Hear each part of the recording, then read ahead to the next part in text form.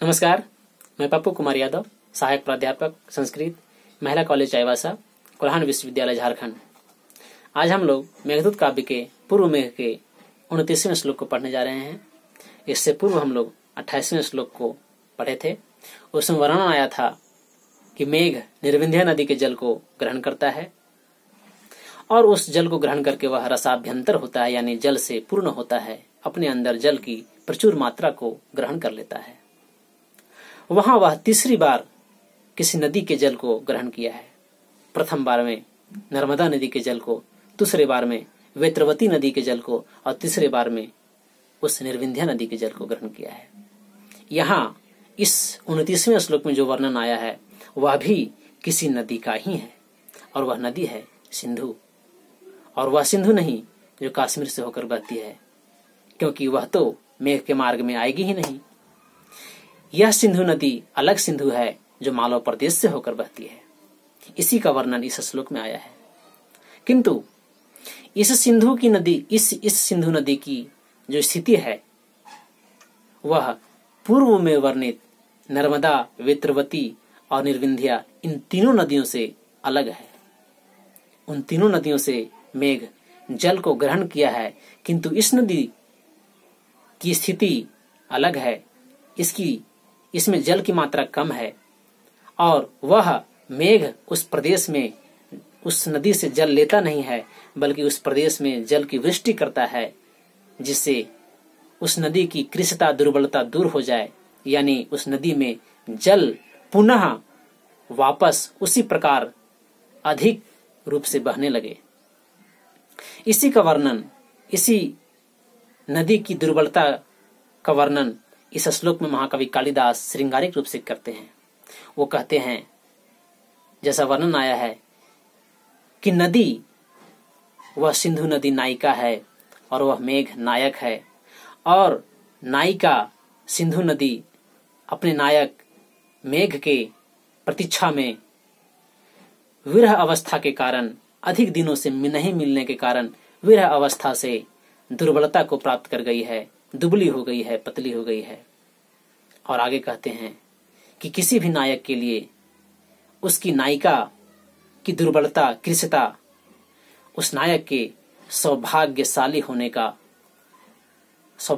होने को बताती है, क्योंकि वह नायक बड़ा ही सौभाग्यशाली है जिसकी नायिका उसकी याद में, उसकी प्रतीक्षा में दुर्बलता को प्राप्त करे, क्योंकि वो दुर्बलता, वो कृशता, उस नायिका की कृशता, दुर्बलता इस बात का सूचक होती है कि अभी भी वह नायिका अपने नायक से उतनी ही प्रेम करती है, अपने पति से उतनी ही प्रेम करती है, अपने प्रेमी से उतनी ही प्रेम करती है जितना कि पूर्व में करती थी। और आगे मेघ को कहते हैं यक्ष कि तुम अपनी नायिका के लिए कुछ ऐसा करना कि उसकी दुर्बलता, उसकी कृशता दूर हो जाए, यानी उस प्रदेश में तुम वृष्टि करना, जिससे उस नदी में प्रचुर मात्रा में जल पुनः बहने लगे और उस नदी की कृशता, दुर्बलता, पतलापन दूर हो जाए। इसी बात का वर्णन इस श्लोक में किया गया है। आइए पहले उस श्लोक को पढ़ते हैं, फिर हम लोग उसके अर्थ को समझेंगे, शब्द के अर्थों को जानकर।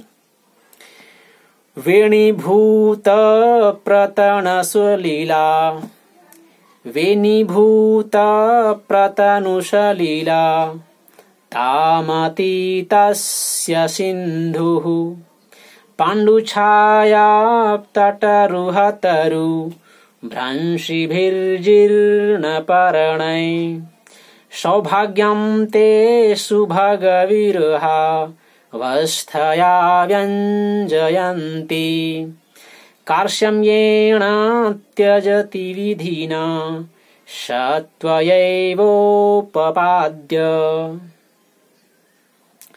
वेणीभूत प्रतनुषलीला, तामतीतस्य सिन्धु, पाण्डुछायातटरुहतरु, भ्रंशिभिर्जीर्णपर्णैः, सौभाग्यं ते सुभगविरहा, वस्थया व्यञ्जयन्ति कार्ष्यम्येणात्यजति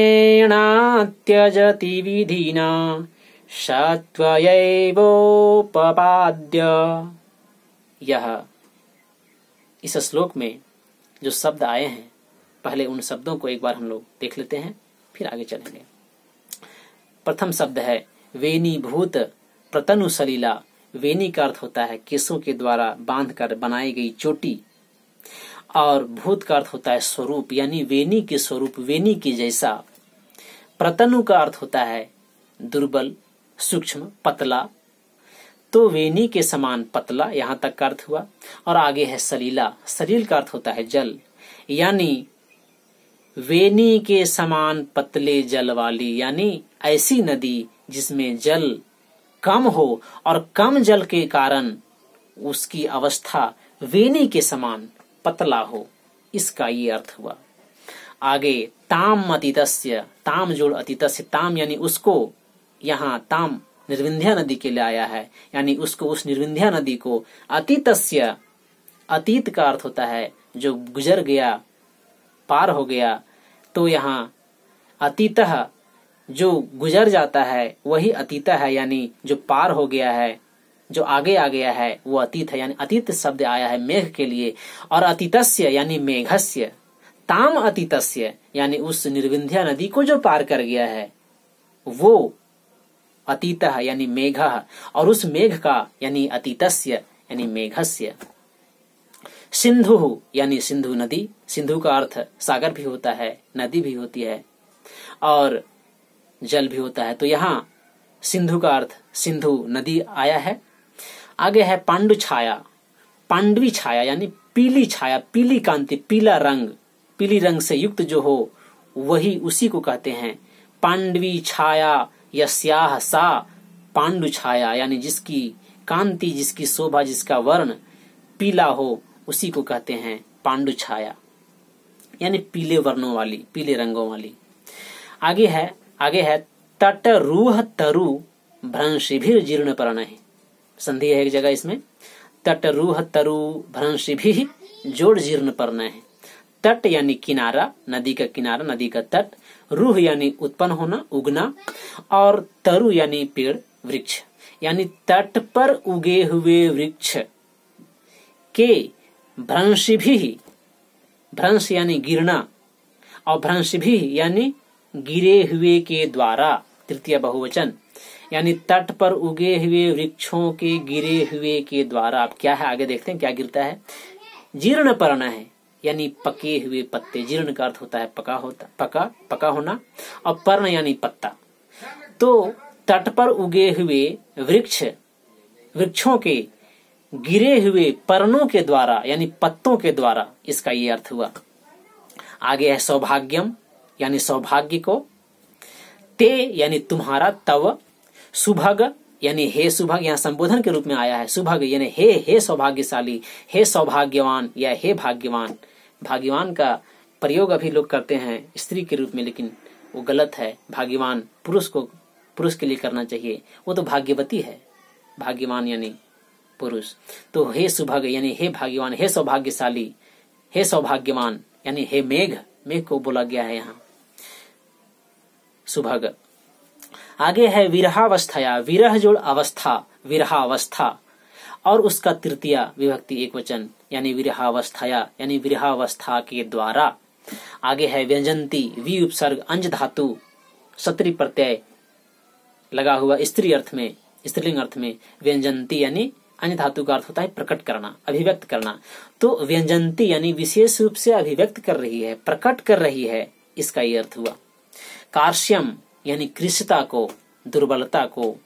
येन जिसके द्वारा, तृतीय एक वचन। त्यजति छोड़ देती है। विधिना, विधि यानी नियम, रूप, प्रकार, और विधिना तृतीय एक वचन यानी जिस प्रकार से। येन विधिना जिस प्रकार से, जिस विधि से, जिस नियम से। स मतलब वह, स आया है उपाय के लिए, जिस उपाय से वह छोड़ दे, इसका यह अर्थ है। तो स उपाय यानी वह उपाय। त्वयैवोपपाद्य यानी त्वया एव उपपाद्य। त्वया यानी तुम्हारे द्वारा, एव ही तुम्हारे द्वारा ही, उपपाद्य करना चाहिए, उपाद्यन करना चाहिए यानी संपादित करना चाहिए।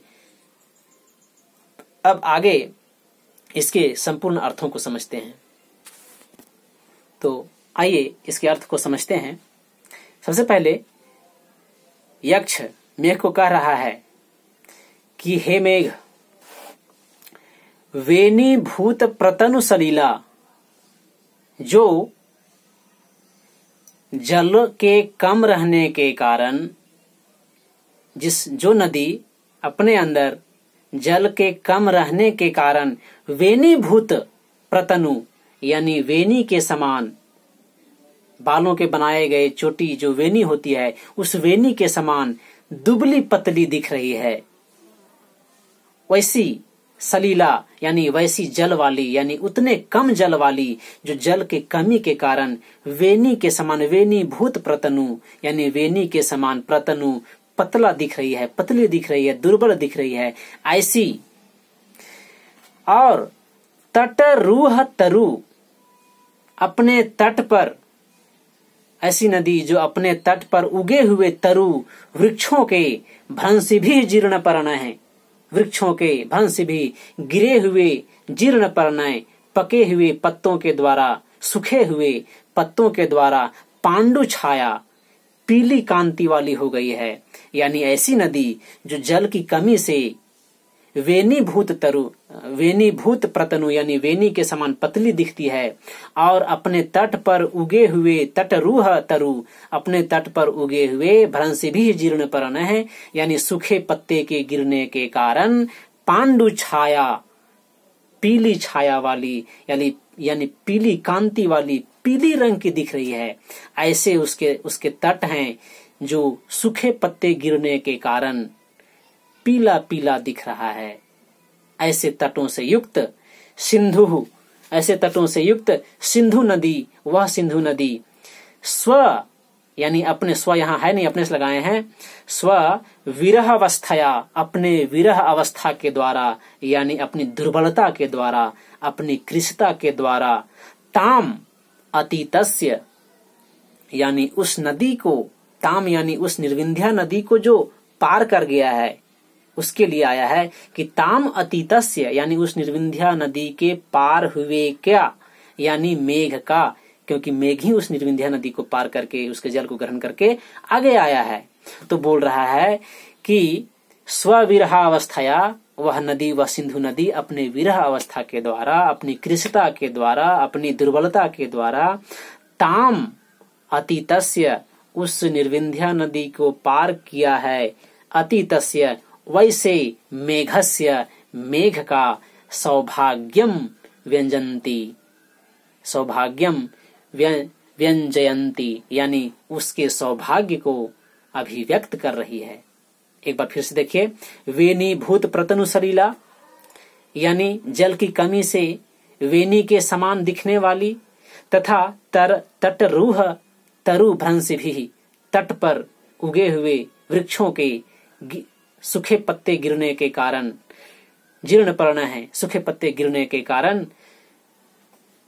पांडु छाया यानी पीली कांति वाली, पीले रंग की दिखने वाली, पीले रंग के तट दिखने वाली सिंधु नदी स्वविरहावस्थया अपने विरह अवस्था के कारण, अपनी दुर्बलता के कारण, ताम अतीतस्य उस ताम यानी उस निर्विंध्या नदी को पार कर गया है, यानी ताम अतीतस्य उस निर्विंध्या नदी को पार करने वाले मेघस्य मेघ के सौभाग्यम व्यंजंती, सौभाग्य को कह रही है, अभिव्यक्त कर रही है, क्योंकि वह सिंधु नदी उस मेघ के सौभाग्य को अभिव्यक्त कर रही है, क्योंकि वह सिंधु नदी कृशता को प्राप्त कर गई है उस मेघ के विरह में, यानी अपने नायक, वह नदी सिंधु मेघ है, मेघ की नायिका है और मेघ नायक है, और वो नायिका सिंधु नदी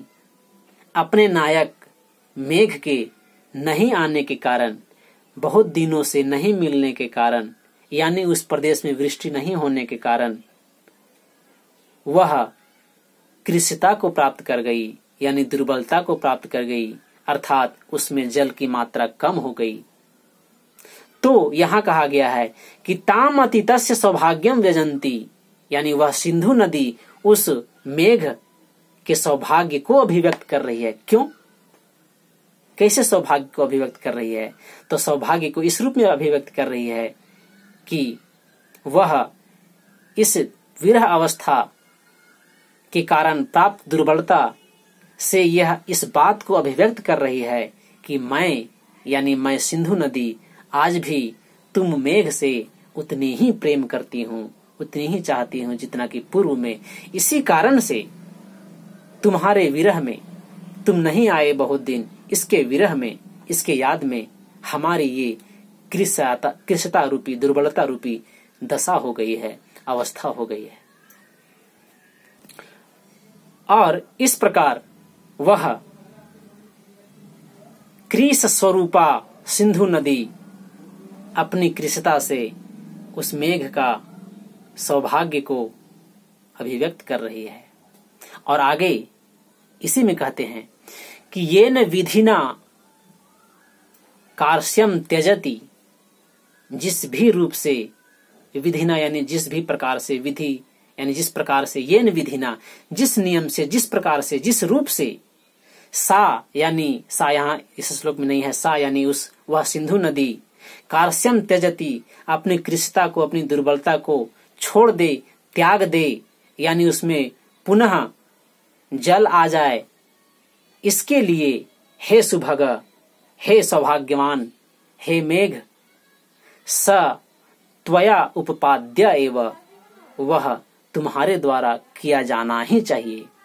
यानी मेघ को यक्ष बोल रहा है कि हे मेघ, वह नदी, वह तुम्हारी नायिका सिंधु नदी जो तुम्हारी याद में, तुम्हारी विरह अवस्था में कृशता को प्राप्त कर गई है, वह जिस किसी भी प्रकार से, येन विधिना किसी भी प्रकार से अपने दुर्बलता को, अपनी कृशता को छोड़ दे, वह उपाय हे मेघ, हे सुभग, स त्वया उपाद्य एव, वह उपाय तुम्हें करना ही चाहिए।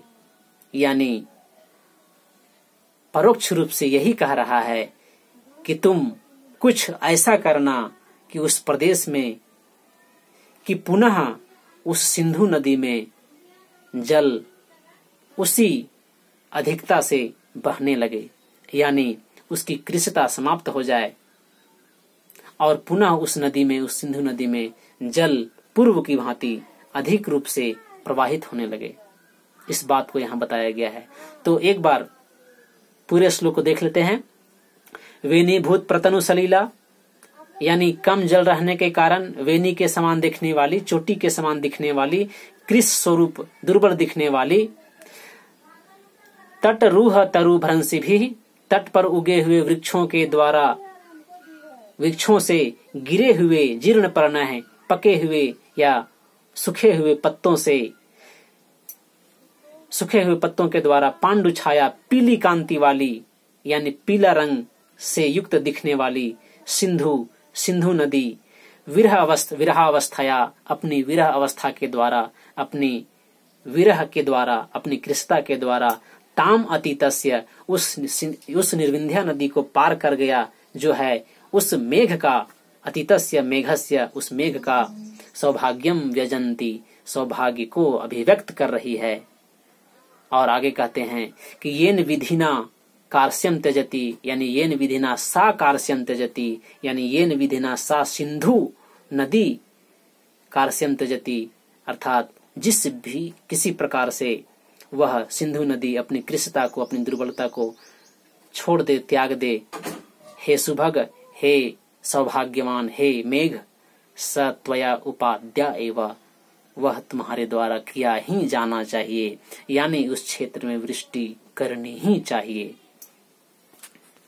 यानी हिंदी इसका ये हो जाएगा कि कम जल के रहने के कारण वेणी के समान दुर्बल, कृश, पतला दिखने वाली तथा अपने तट पर उगे हुए वृक्षों से गिरने वाले सूखे पत्तों के कारण पीली दिखने वाली वह सिंधु नदी अपनी कृशता से, अपनी विरह अवस्था के द्वारा उस मेघ का सौभाग्य को अभिव्यक्त कर रही है।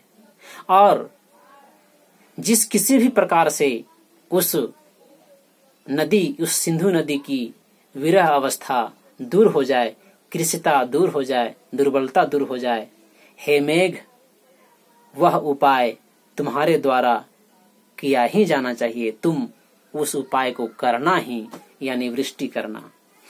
यहाँ एक बात एक विशेष रूप से देखना है कि महाकवि कालिदास के सभी रचनाओं में टीका लिखने वाले मल्लीनाथ ने इस श्लोक के प्रथम चरण में जो आया हुआ है, वेनी भूत प्रतनु सलीला ताम अतीतस्य, यहाँ वो अलग पाठांतर रूप से अलग शब्द को देते हैं।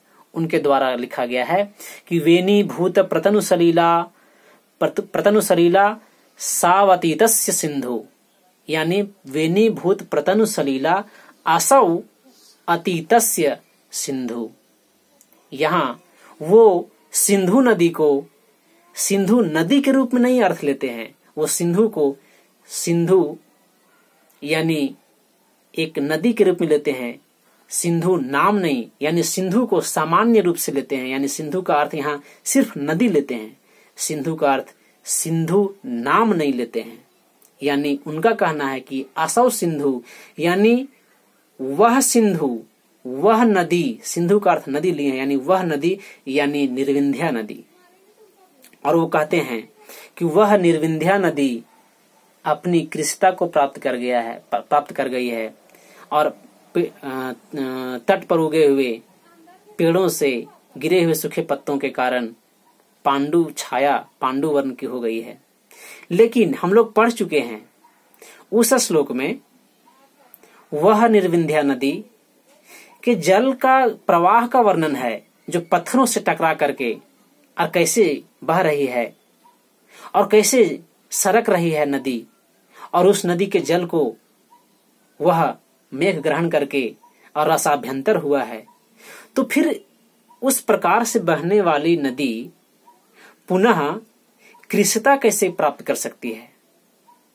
इसीलिए मल्लीनाथ के द्वारा यहाँ जो दिया गया है कि असौ, यानी वही निर्विंध्या नदी को ही यहाँ दुर्बल और कृष बताया गया है, दुर्बलता और कृषिता से पतली बताया गया है, यह उचित नहीं है। इसीलिए यहाँ जो महाकवि कालिदास के द्वारा ही जो लिखा गया है वह यानी वेनी भूत प्रतनु सलीला ताम अतीतस्य सिंधु, यही उचित लगता है, क्योंकि वहाँ निर्विंध्या नदी से वह आगे बढ़ चुका है मेघ, और सिंधु नदी एक अलग नदी है, एक अलग नाम ही है सिंधु नदी का, सिंधु। और उस सिंधु नदी की अवस्था जल की कमी से, चूंकि मेघ जब जा रहा है तो ग्रीष्मकालीन समय है, मेघ आगमन का समय है, और ग्रीष्मकाल के कारण उस नदी में जल की मात्रा कम हो गई है, और कम रहने के कारण उसकी अवस्था किसी चोटी के समान पतली हो गई है, और मेघ को कहा जा रहा है कि तुम कुछ ऐसा करना वहां कि उसमें पुनः जल प्रवाहित होने लगे पहले के जैसा।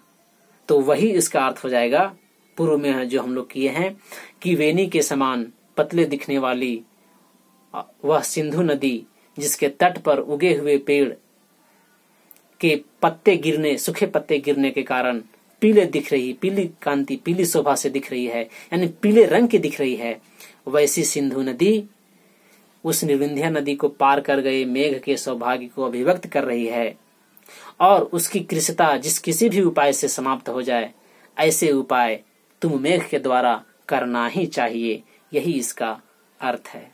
तो आज इस श्लोक में इतना ही, आगे हम लोग पुनः अगले श्लोक को देखेंगे। धन्यवाद।